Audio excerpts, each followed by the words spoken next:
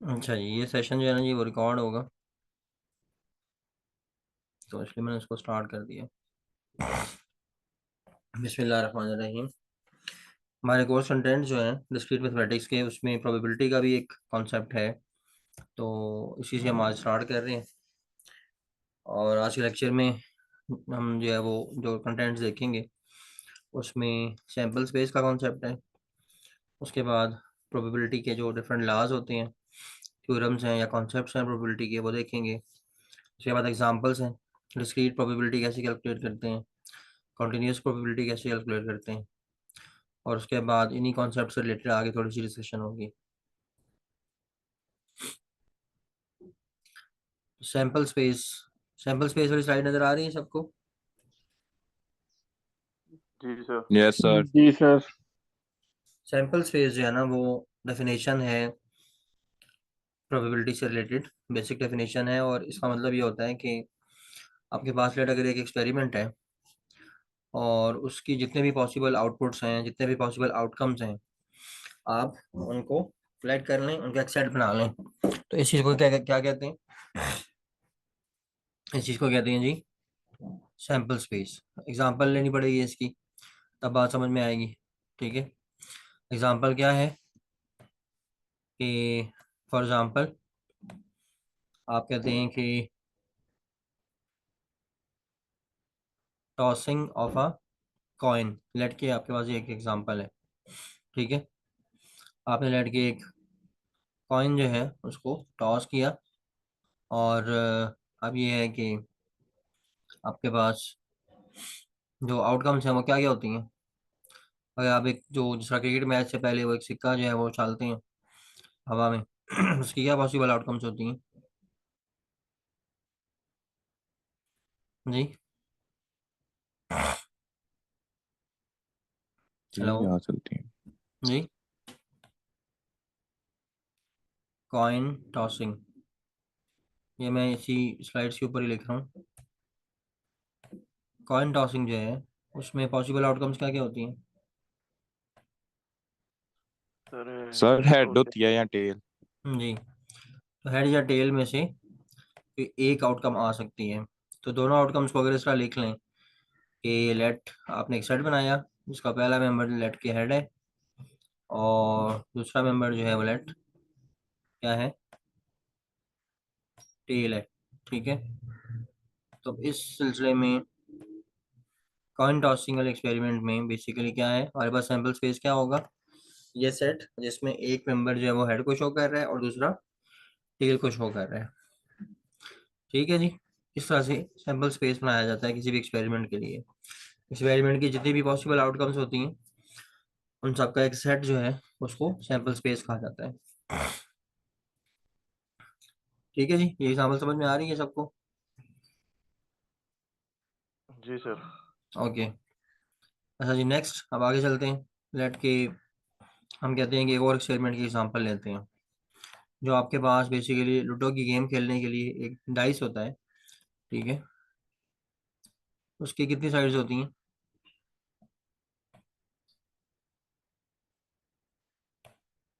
Hello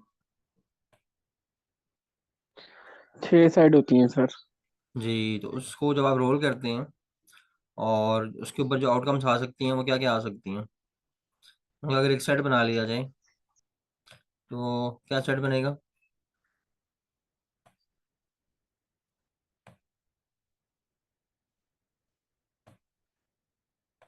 बनेगा।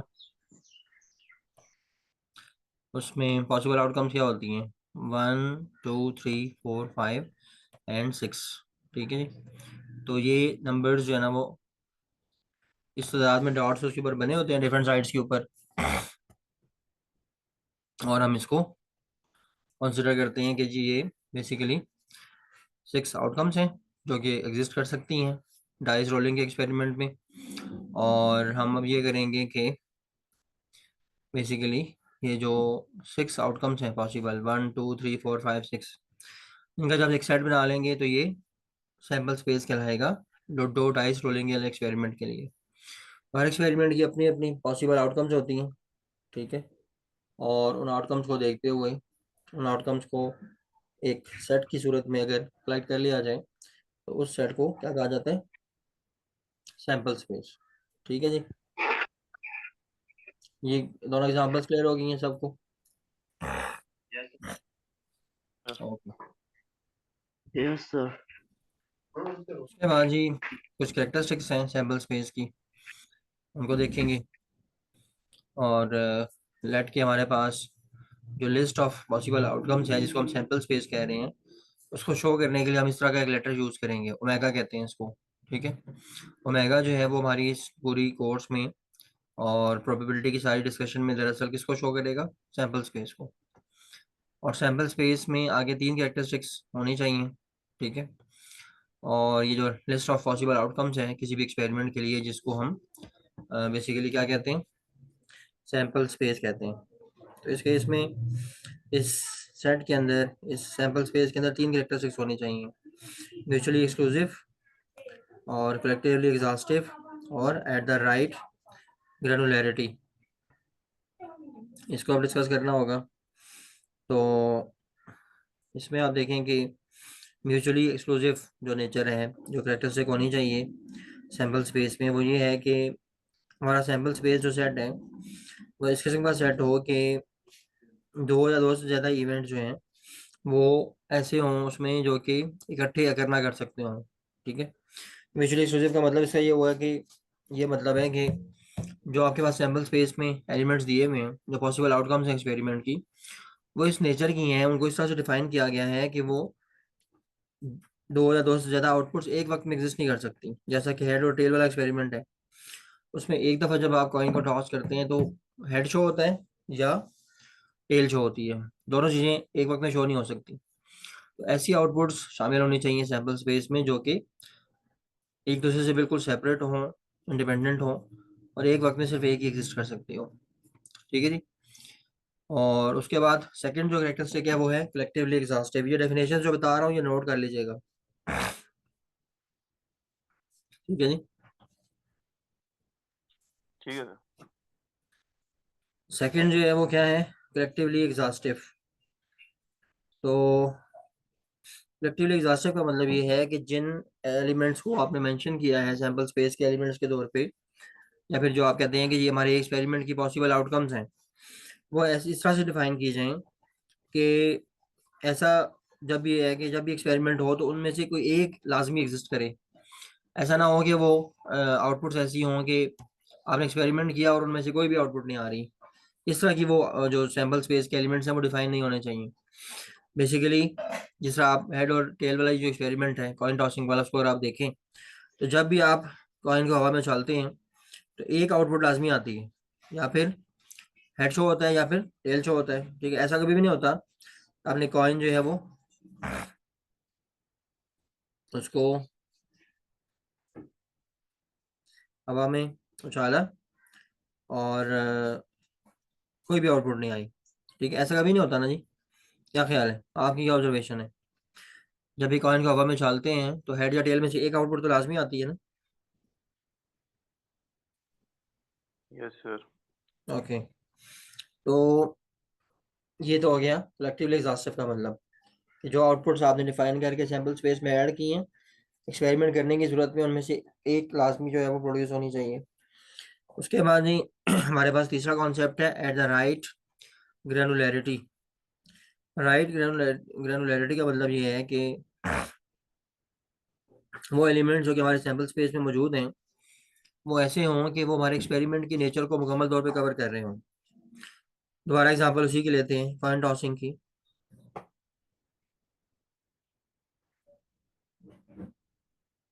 अब देखें कि है कॉइन टॉसिंग का जो एक्सपेरिमेंट है उसमें पॉसिबल आउटकम्स कितनी है? पॉसिबल आउटकम्स दो हैं। ठीक है, एक हेड है और एक टेल है। तो हमने जो सैंपल स्पेस बनाया है उसमें इन दोनों एलिमेंट्स को शामिल कर दिया है, हेड को भी और टेल को भी। और इसमें अब आप देखेंगे इसके अलावा कोई आउटपुट पॉसिबल नहीं है। तो अगर आपका सैंपल स्पेस ऐसा है कि उसने एक्सपेरिमेंट के रिजल्ट के तौर पे प्रोड्यूस होने वाली तमाम आउटकम्स को अपने अंदर शामिल किया हुआ है और कोई पॉसिबल आउटपुट ऐसी नहीं है जो कि उसके अंदर शामिल होने से रह गई हो, तो फिर हम कहते हैं कि this sample space is defined at the right granularity. ठीक है जी। इस तरह से लूडो वाली जो गेम है उसमें अगर एग्जांपल लें तो उसकी टोटल जो पॉसिबल आउटकम्स हैं वो 6 है। और 1 2 3 4 5 6, इसके अलावा उसमें कोई भी आउटपुट जो है वो आने के चांसेस नहीं है। तो तमाम पॉसिबल आउटपुट्स को आपने सैंपल स्पेस में शामिल कर लिया है। तो अब ये सैंपल स्पेस क्या कहलाएगा कि this sample space is defined at the right granularity. तो ये तीन कैरेक्टरिस्टिक्स हैं जो कि आपके सैंपल स्पेस के अंदर होनी चाहिए। ठीक है जी, ये तीनों डेफिनेशन समझ में आ गई आप लोगों को? हेलो। जी सर, जी सर। जी सर। ओके, अच्छा जी, अभी तक जो बात हुई है उसमें आपका कोई क्वेश्चन हो, कोई कंफ्यूजन हो?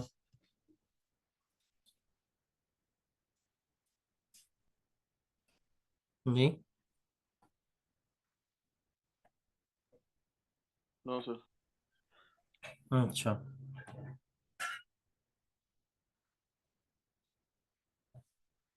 ठीक है।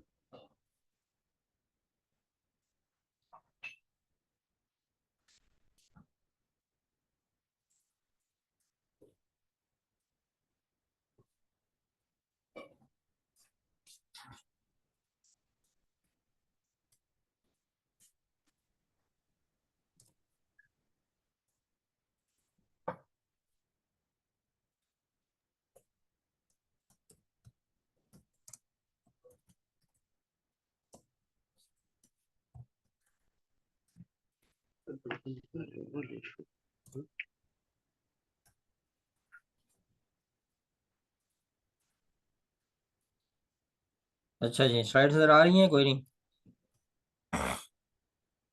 आ रही है सर। ओके, अच्छा अब आगे चलते हैं। ये हमारा पहला टॉपिक तो डिस्कस हो गया। ठीक है, अब हम एक एग्जांपल पे आ जाते हैं जहाँ पर कि हमारा टास्क ये है कि हमने कुछ प्रोबेबिलिटीज जो है वो कैलकुलेट करनी है, लेकिन पहले प्रॉब्लम को समझना है। ठीक है, लेट हमारे पास दो रोल्स हैं। ठीक है, जिस लूडो खेलने के लिए रोल होता है ना एक, उस तरह के रोल हमारे पास दो हैं।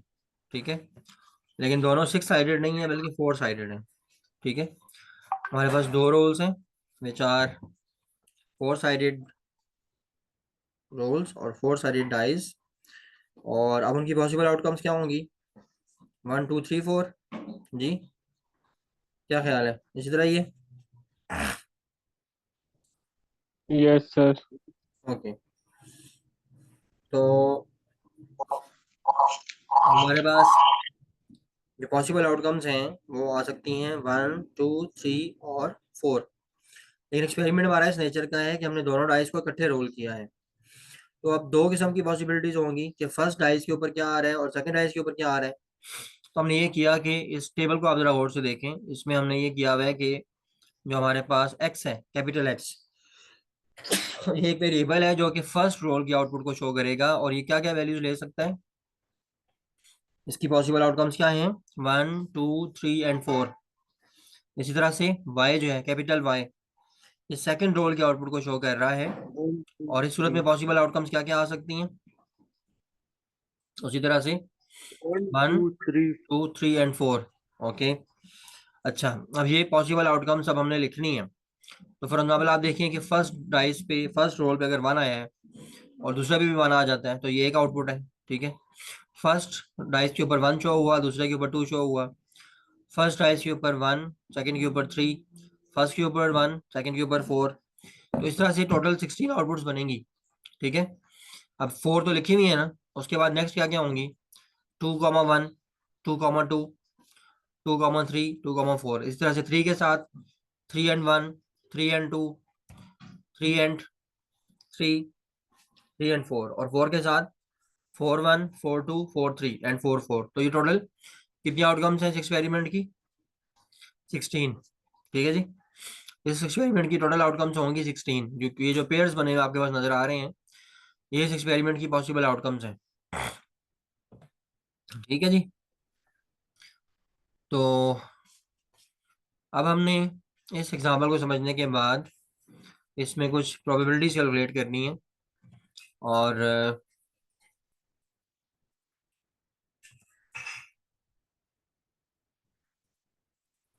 इसी तरह से ये प्रोबेबिलिटी की कैलकुलेशन चले खैर आगे चल के भी करेंगे।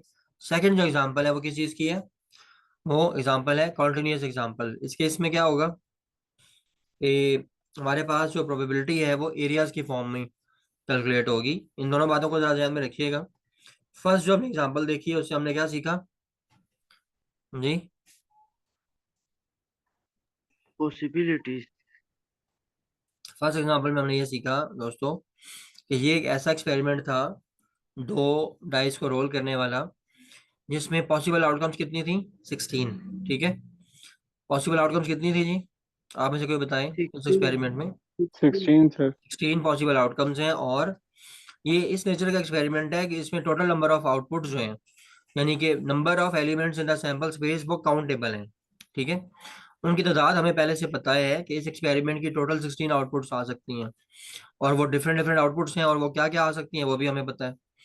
तो ऐसा एक्सपेरिमेंट, ऐसी प्रोबेबिलिटी एग्जांपल जहां पर हमें पहले से पता हो कि टोटल नंबर ऑफ एलिमेंट्स जो हैं सैंपल स्पेस में वो कितने हैं और कितनी किस्म की डिफरेंट आउटपुट्स आ सकती हैं, उसको डिस्क्रीट प्रोबेबिलिटी प्रॉब्लम कहा जाता है। क्या कहा जाता है जी, डिस्क्रीट प्रोबेबिलिटी प्रॉब्लम, जिसमें problem. Number of elements in the sample space जो है वो काउंटेबल हों। ये एक बात आपने नोट करनी है, ठीक है, इस स्लाइड से। सेकंड स्लाइड पे आ जाएं जहां पर कि कॉन्टिन्यूस एग्जांपल लिखा हुआ है। कॉन्टिन्यूस एग्जांपल का क्या मतलब है कि ऐसा एक्सपेरिमेंट जिसमें कि कोई डिस्क्रीट या बिल्कुल यूनिक आउटपुट ना आती हो, बल्कि इनफाइनाइट आउटपुट्स पॉसिबल हो। फॉर एग्जांपल, अब आप इस केस में देखें, आपके पास एक स्क्वायर शेप की जो है ना वो बनी हुई है, ग्राफ बना हुआ है, और इसमें एक्स एक्सिस के ऊपर जो वैल्यूज हैं वो 0 से 1 तक हैं, और वाई एक्सिस के ऊपर जो वैल्यूज हैं वो भी 0 से 1 तक हैं। अब आपको ये पता है कि 0 से लेके 1 तक जो रेंज है, इसमें इनफिनाइट रियल नंबर्स आते हैं। ठीक है जी, क्या ख्याल है 0 से 1 तक कितने नंबर होते हैं रियल नंबर्स? 9 सर। ये वो तो 9 किस तरह? सर 1 से लेके 9 तक सारे रियल नंबर होते हैं। यार मैं 0 से 1 की बात कर रहा हूँ, 0 से लेके 1 तक जो रेंज है इसमें कितने नंबर होते हैं और रियल नंबर्स? 2। जी, सर इसमें इनफाइनाइट होते हैं। 0.1 हो सकता है, 0.2 या उससे भी कम हो सकता है, या उससे ये ज्यादा सही हो है। सकता है। तो हमारा कॉन्सेप्ट ये है कि 0 से लेके 1 तक जो रेंज ऑफ नंबर्स है उसमें इनफिनाइट रियल नंबर्स हो सकते हैं। क्योंकि रियल नंबर्स क्या होते हैं, रियल नंबर्स होते हैं जिस ऐसा सेट जिसमें कि रैशनल नंबर्स और इरेशनल नंबर्स तमाम शामिल हों। तो वो इतना बड़ा वो सेट बन जाता है कि उसमें इनफिनाइट नंबर्स होते हैं। तो अब आप देखें कि अगर हम ये सिलेक्ट करें कि इस स्क्वायर शेप के अंदर एक्स एंड वाई, यानी कि एक्स की और वाई की डिफरेंट वैल्यूज लेके कितने पॉइंट्स बन सकते हैं, तो इस बॉक्स के अंदर, इस स्क्वायर बॉक्स के अंदर कितने पॉइंट्स बनाना पॉसिबल है, इनफिनाइट पॉइंट्स बनाना पॉसिबल है। तो अगर हम इस बॉक्स के अंदर से किसी एक पॉइंट को एक्सपेरिमेंट के आउटपुट के तौर पे सिलेक्ट करें, तो हमारे सैंपल स्पेस के अंदर जो नंबर ऑफ एलिमेंट्स आने वाले हैं वो काउंटेबल नहीं होंगे, वो इनफिनाइट होंगे। ठीक है जी, ये बात समझ में आ रही है? अगर हम इस एक्सपेरिमेंट की आउटपुट ले लें इस चीज को कि इस स्क्वायर बॉक्स के अंदर कितने एलिमेंट्स पॉसिबल हैं, कितने पॉइंट्स पॉसिबल हैं, तो वो आंसर क्या है, इनफाइनाइट। ठीक है जी, यस सर। इनफाइनाइट जब आउटकम्स पॉसिबल हैं तो ऐसे एक्सपेरिमेंट को क्या कहा जाता है, कॉन्टिन्यूस प्रोबेबिलिटी प्रॉब्लम। और इस केस में जारी बात है कि अब हमें नंबर ऑफ पॉसिबल आउटपुट्स का नहीं पता, वो इनफाइनाइट है। तो इस केस में उस तरह से पॉसिबल आउटकम्स को काउंट नहीं किया जाता, बल्कि हम ये कहते हैं कि किसी भी पॉइंट की या किसी भी आउटकम ऑफ द एक्सपेरिमेंट की प्रोबेबिलिटी अगर कैलकुलेट करनी है तो उसका तरीका ये होगा कि हम उसके अगेंस्ट जो एरिया बनता है डायग्राम के अंदर उसको कैलकुलेट करेंगे। ठीक है जी, जो डायग्राम के अंदर एरिया बनता है उसको कैलकुलेट किया जाएगा। तो ये बात अपने पास नोट करें कि कॉन्टिन्यूस जो प्रोबेबिलिटी प्रॉब्लम होता है उसमें किसी भी इवेंट की प्रोबेबिलिटी कैसे कैलकुलेट की जाती है, उस इवेंट के एरिया फाइंड साथ कर। जो मैच करने वाला एरिया होता है डायग्राम के अंदर से हम वो कैलकुलेट करते हैं। ठीक है जी, कॉन्टिन्यूस प्रोबेबिलिटी प्रॉब्लम में किसी भी इवेंट की प्रोबेबिलिटी किस चीज से शो होती है, एरिया से, एरिया अंडर द ग्राफ से। ठीक है जी दोस्तों, ये याद रहेगा, नोट किया है? Yes sir. ओके जी, उसके बाद हम आगे आ जाते हैं जी। प्रोबेबिलिटी के कुछ थ्योरम्स हैं, एक्सियम्स कहते हैं इनको, बेसिक कॉन्सेप्ट्स हैं। और सबसे एक बेसिक डेफिनेशन जो है प्रोबेबिलिटी की बुक में, उसके कोर्स में, वो है इवेंट। इवेंट दरअसल क्या होता है? A subset of the sample space. Sample space को तो हम डिफाइन कर चुके हैं, a complete set of all possible outcomes of the experiment. तो उन तमाम एक्सपेरिमेंट्स में से, एक्सपेरिमेंट के आउटकम्स में से अगर हम एक एक्सपेरिमेंट आउटपुट को ले लें तो वो क्या कहलाती है? Event. For example, coin tossing के एक्सपेरिमेंट में हमारे पास क्या थी? ऑल पॉसिबल आउटकम्स का सेट जो है उसमें क्या क्या शामिल था? दो एलिमेंट शामिल थे, हेड और टेल। ठीक है, इन दोनों में से आप एक ले लें। ठीक है, लेट आप कहते हैं कि मैं कहता हूं कि इवेंट है मेरा जी एक, कि इवेंट क्या, कि आपने कॉइन को फ्लिप किया, टॉस किया और टेल आ गई, तो टेल का आना एक इवेंट है। ठीक है जी। इसी तरह से सेकंड, अगर आप कहते हैं कि अगर हेड आता है तो हेड का एग्जिस्ट करना out of two possible outcomes, ये भी एक डिफरेंट इवेंट है जो कि इवेंट वन से बिल्कुल डिफरेंट है। तो किसी एक पॉसिबल आउटकम को आप अगर ले लेते हैं फ्रॉम द सैंपल स्पेस, उसको क्या कहा जा सकता है? उसको इवेंट का नाम दिया जाता है प्रोबेबिलिटी में। ठीक है जी। सर दोबारा बताएं। सैंपल स्पेस का समझ में आया? Sample space, yes sir, yes sir, sample space क्या चीज है? The set of all possible outcomes. ठीक है, यस सर। तो उन तमाम पॉसिबल आउटकम्स में से किसी एक पॉसिबल आउटकम को अगर ले लिया जाए तो उसको इवेंट कहते हैं। Okay sir. फॉर एग्जांपल, हमारे पास जो कॉइन टॉसिंग वाला एक्सपेरिमेंट है उसमें कितनी पॉसिबल आउटकम्स हैं? Total two. Head two. आ सकता है या टेल आ सकता है, तो उनमें से किसी एक को सिलेक्ट कर लें कि जी लेट हम ये कैलकुलेट करना चाह रहे हैं कि एक खास एक्सपेरिमेंट हो रहा है कॉइन टॉसिंग का, तो उसमें से हेड आने के कितने चांसेस हैं?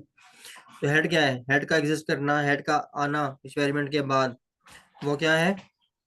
इवेंट। वो एक इवेंट है। ठीक है जी। इस तरह से लूडो की जो गेम के लिए आप डाइस यूज करते हैं, आपने डाइस को रोल किया और पॉसिबल आउटकम्स उसमें 6 हैं, तो लेट के आपके पास 6 आ गया आउटपुट के तौर पे ना, वो साइड शो हुई जिसके ऊपर 6 डॉट्स बने हुए हैं, आपके आउटपुट 6 है। तो लूडो गेम के केस में डाइस को जब आप रोल करते हैं तो आउटकम जो आएगी 6, 6 का एग्जिस्ट करना दरअसल क्या है? एक इवेंट है। इवेंट। सही है जी। Okay sir. अच्छा, इवेंट का हमें समझ में आ गया। उसके बाद एक बड़ी इंपॉर्टेंट बात है कि कभी भी किसी इवेंट की जो प्रोबेबिलिटी है वो जीरो नहीं होती, यानी कि कोई भी एक्सपेरिमेंट है उसमें जितने भी पॉसिबल आउटकम्स हैं वो उनके एग्जिस्ट करने की जो प्रोबेबिलिटी है वो हमेशा पॉजिटिव होती है। It should be greater than zero. Axiom number 1 क्या है? नॉन नेगेटिविटी, यानी कि एक स्पेसिफिक इवेंट एग्जिस्ट करने के लिए जो प्रोबेबिलिटी है वो हमेशा पॉजिटिव होगी, वो नॉन नेगेटिव होगी। ठीक है जी। कोई इवेंट कितना भी लेस लाइकली है, कोई इवेंट ऐसा है कि उसके अकर करने के बहुत कम चांसेस हैं, तो उस सूरत में क्या होगा? उसकी प्रोबेबिलिटी फिर भी पॉजिटिव रहेगी, नेगेटिव नहीं होगी। किसी भी इवेंट की प्रोबेबिलिटी कभी भी नेगेटिव नहीं हो सकती। ठीक है जी, हमने याद रखना है। इसको क्या बोलते हैं? Non negativity axiom of probability. ठीक है जी। इसको लिखते हैं किस तरह से? लेट के ए इवेंट है तो कैपिटल पी लिख के उसके साथ आगे ब्रैकेट में ए लिखते हैं। इसको बोलते हैं किस तरह? Probability of A, and it should be greater और equal to zero all the times, यानी कि प्रोबेबिलिटी हमेशा जीरो से ग्रेटर रहेगी, पॉजिटिव रहेगी। किसी भी इवेंट की प्रोबेबिलिटी कभी भी नेगेटिव नहीं हो सकती। ठीक है जी, ये बात समझ में आ रही है सर सब? इक्वल तो हो सकती है ना? है इक्वल तो जीरो की हो सकती है ना? जी, जीरो हो सकती है अगर एक इवेंट बिल्कुल जो है वो, मतलब कि अगर उसके कर करने के चांसेस कोई नहीं है, if the event is not likely, तो उसकी प्रोबेबिलिटी हो जाएगी जीरो, लेकिन कभी नेगेटिव नहीं होगी। हाँ। ठीक हो गया। ओके उसके सर। बाद नेक्स्ट हमारे पास कॉन्सेप्ट है नॉर्मलाइजेशन। नॉर्मलाइजेशन में हम क्या बात कर रहे हैं कि probability of the sample space is equal to 1, यानी कि कोई भी एक्सपेरिमेंट है उसमें जो हमारे पास सैंपल स्पेस होगा, the list of all possible outcomes, तो ओवरऑल उसकी जो टोटल प्रोबेबिलिटी है वो 1 होगी। ठीक है। इस तरह आप देखते हैं, कहते हैं कि कॉइन टॉसिंग का जो एक्सपेरिमेंट है उसमें हेड की प्रोबेबिलिटी 1/2 है और टेल की प्रोबेबिलिटी भी 1/2 है, अगर कॉइन ठीक यस बना हुआ सर। है। If coin is fair, yes. तो दोनों इवेंट्स के आने की प्रोबेबिलिटी 1/2 और 1/2 है, तो टोटल कितनी बनी? 1। कोई भी वन एक्सपेरिमेंट है उसमें टोटल तमाम एलिमेंट्स के एग्जिस्ट करने की जो प्रोबेबिलिटीज है उनको ऐड कर लिया जाए तो आंसर 1 आएगा। ये कॉन्सेप्ट है प्रोबेबिलिटी का। अब टाइम वाइंड अप हो रहा है, ठीक है।